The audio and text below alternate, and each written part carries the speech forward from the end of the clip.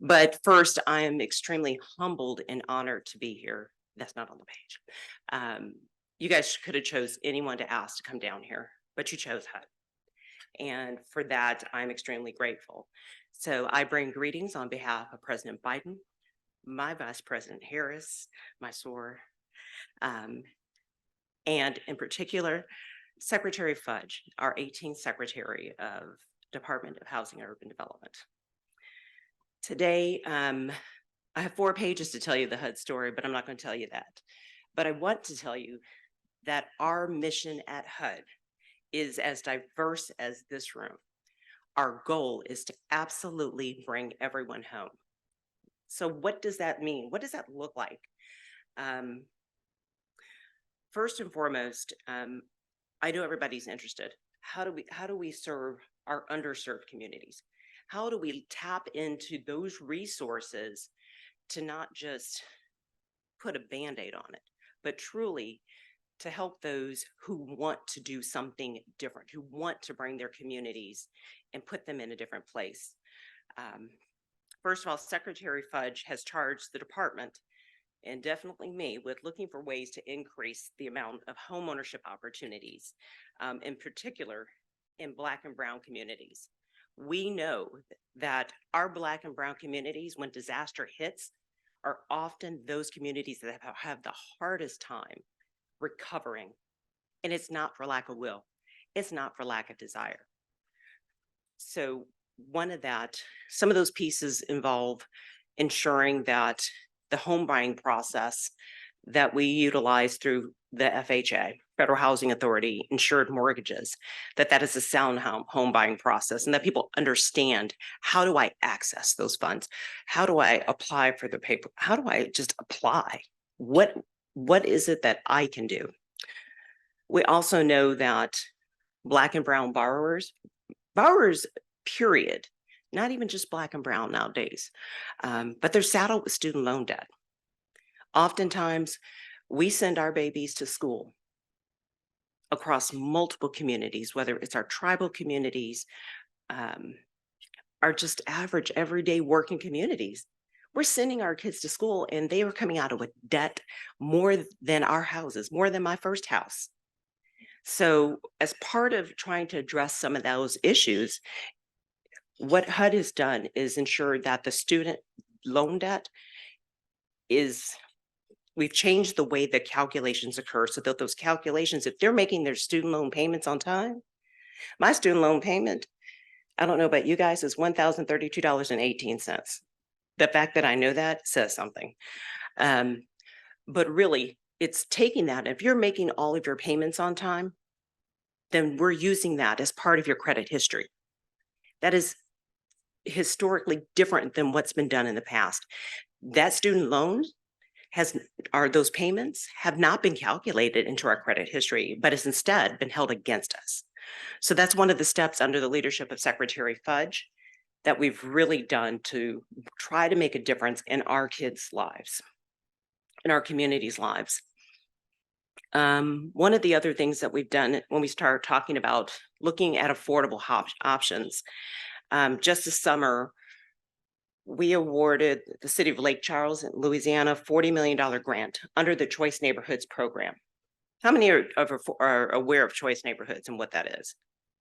Oh, that means I'm doing a poor job. Well, I'm not public affairs, but that means I'm not doing a good enough job. Okay, so I have on my phone our state and local guide. It talks about every single program that we have at HUD. Please come find me. I will come find you.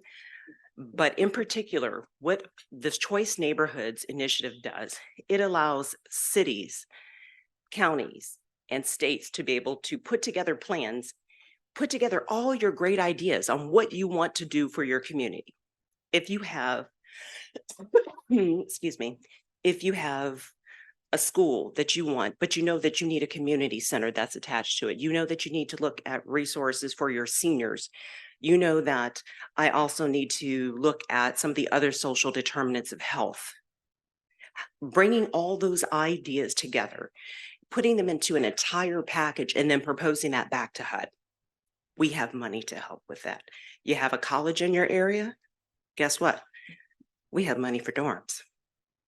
And that would be one of the things that I didn't say.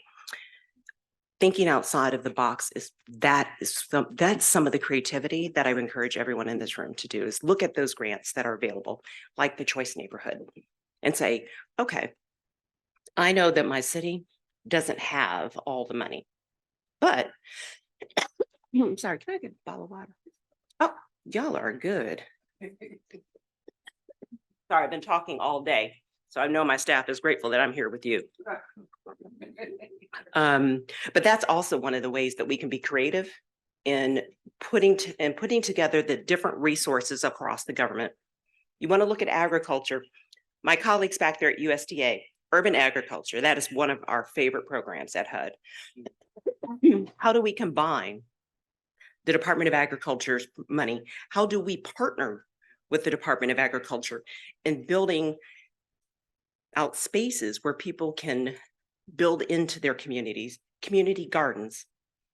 I don't know about you guys, but when I was growing up, I have grandparents and parents that are from Holmes, Mississippi. So if anybody knows where Holmes County is, see, West Mississippi, beat 4. So growing up, everybody had a community garden. Everybody was vested in the neighborhood. We didn't have a pot to what in, or a window to throw it out of, but we had a sense of community. And so that's also where our partners at the U.S. Department of Housing, USDA, come into play. Couple of the other things, and then I want to just open it up to just general questions. One is, one of the things that Secretary Fudge committed to on the first day that she took office was to make it a priority to bring our communities back from disaster, back to having access, because no one should wonder where and how they're going to lay their head at night. Oh, thank you. Say he's good. Well, not that good because I can't pick it up. So one of the other tools that are available is the Community Block Development Recovery Program, specifically the Disaster Recovery Program, which we talked about just a couple of minutes ago. Excuse me, that is the program that allows us, whether you're in the major city, whether you're on a tribal community, regardless of where you're at, that allows us to be able to bring your communities back. So please take a look at that. It's never too late. So I will leave it there. Goodness gracious, today is one of those days. I'd say that in last year, we did $1 billion in state and local funds, state and local, for long-term recovery. And that was just for Hurricane Ida and some of the flooding that occurred. When we look at this year, we are up at last count at almost $100 billion. Thank you.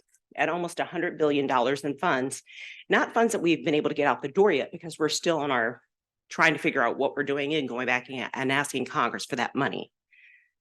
But $100 billion. The reality is I don't think, just given our current climate patterns, that we're going to see a change. But what we can do is that we can change how we respond to it. And part of that response is when we're looking to go back and build our communities, not just doing what we've always done, but we're building back stronger, more resilient communities so that the next time something happens, we're prepared for it. We're not having to leave behind the house that we just rebuilt in the same spot at the same elevation, just to have it destroyed again.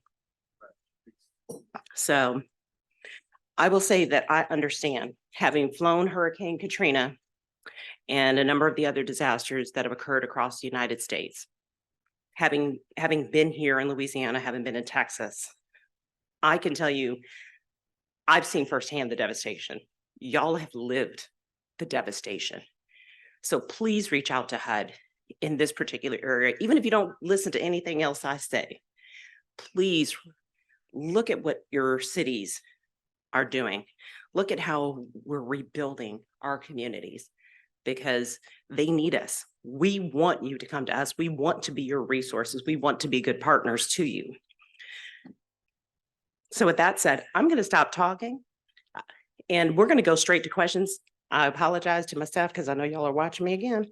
But one is I said y'all, and two is just thank you.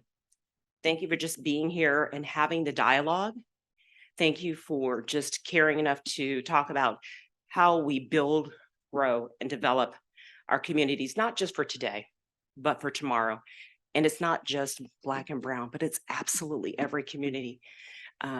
We need each other. We absolutely need each other. I need you. So with that said, I'll take questions. Yes, sir.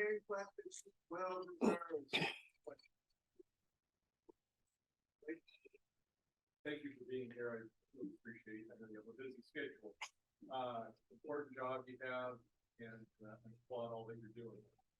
But the biggest hurdle that I see, and I are shipping containers to housing, is the frustration of dealing with the local powers that be, planning, and it's a nightmare. And you bring them something innovative, something that's structurally sound, and all you get is roadblocks. It's delays, we haven't seen that before, etc. And these are used internationally. Europe, Australia, New Zealand has done them for decades, and they're slowly adopting them, but it's slow. And I just, I ask, is there anything that the federal government, and I'm a free enterprise guy, but this is almost like where it's like, look, we have a housing crisis nationally, homeless, everything. They need to streamline some of this. Absolutely, that's a great question. Can everyone hear me if I just come away from Yes. my end? There we go. That works for me. They won't hear you on the recording, and we're virtual. Oh, so for those who can't hear me, so maybe take this mic anyway. Oh, Father, help me. I know it's a production. So that's a great question. One of the things that we hear quite often from our partners at the local and state level, and just our partners in industry, is the ability to implement quickly. One of the things that we need help with at HUD and at a federal level is really talking with our state and local municipalities in terms of looking at what their laws are, because quite honestly, if we can have all the great ideas, but if something such as what you're talking about, or an accessory dwelling unit, which is perhaps having a house out in the back of your main dwelling, if that is not permitted by zoning and local laws, that really ties our hands. In terms of the utilizing different things like cargo containers, there are a number of different companies out there. One of the things that I would say is, if you're running into those challenges, especially on the HUD front, come to us and let us know. We do have organizations specifically within HUD that can help you and provide advice to you. And some of that's through our community planning and development. Some of it is through our public and Indian housing. Others are, if we're talking from a housing finance perspective, that can also be done through FHA, which is our Federal Housing Authority, or Ginnie Mae, which is our banking side of the house. What other questions can I ask?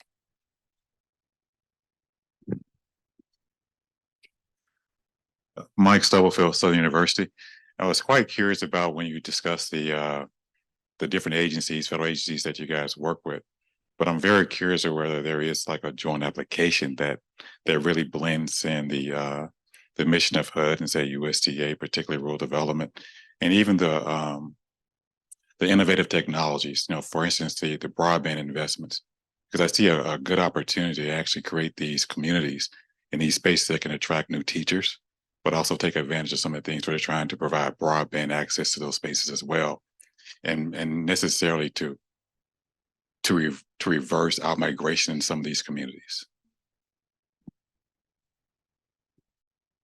So one of the things that we don't have a joint application, but one of the things that we've started looking at HUD is how do we reduce some of the barriers to being able to have access. So if I have to apply for public assistance, just using that as an example, how do I use that initial public assistance application as the baseline for all the other applications? So USDA may need a few other pieces of information because we're looking at SNAP. From a housing perspective, we may need a few other pieces of information, but instead of you having to fill out the exact same application over and over again, how do we take that application and use it as a baseline? Excuse me, I promise I don't have COVID. Yeah. Listen, I'll be the first one to tell you, they test me every day. My nose hurts. So that's one of the things that we're doing. We did partner with the FCC for broadband, because I know you mentioned broadband, because quite often, if you receive a benefit from pick wherever, often that counts against your eligibility and counts towards income. Well, with HUD, we said, okay, if you get the broadband, if you apply for and you get the broadband, then that's not going to be counted towards your eligibility for benefits. That's huge, because we saw during the pandemic that a lot of kids, especially those kids in poor neighborhoods, poor communities, that's the one thing that they lacked. You could send them home with a laptop, thanks to a lot of good corporations out there. But what do they do with the laptop once they get home? Because now McDonald's is not open. The public library is not open. So what happens? And so that's part of that broadband connectivity that you're talking about. How do we bring and help bridge some of that gap? And that's one of the ways that HUD's doing that. Yes, sir. That's okay. I can be my own moderator. Cameraman's not going to like me. No, thank you for being here. First of all, I'm going to ask you a question which may help you look good, but I hope so. but question is going to be a little bit tough one.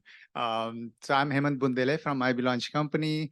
I was just looking at this BA scorecard for 2021, and HUD was really not looking pretty on that one.